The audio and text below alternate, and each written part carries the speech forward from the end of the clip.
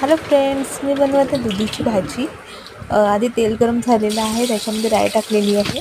राई मस्त तडतडून द्यायची आहे। त्याच्यानंतर लसूण टाकलेला आहे, लसूण नंतर मिरची टाकलेल्या आहेत, व्यवस्थित एकजीव करून घ्यायचं आहे।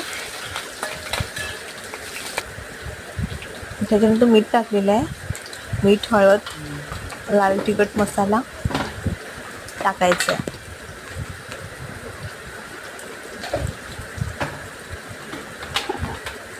दूध मी कापून घेतलेला, स्वच्छ पाण्यात धुवून घेतलेला आहे। दूध टाकून द्यायचं आहे। एकदम सोपी रेसिपी आहे गाईस,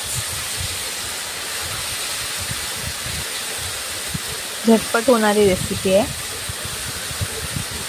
फक्त दुधीला पाणी जास्त सुटतं, तो आटू द्यायचा आहे, लगेच दूध शिजतं।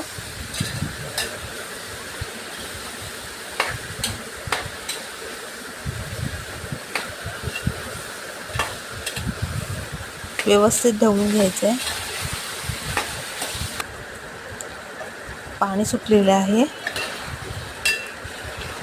पाणी आटलं की आपलं दुधी शिजलेलं आहेच। पाणी आटलं की भाजी होईल। कोथिंबीर, वरून कोथिंबीर टाकायची आहे।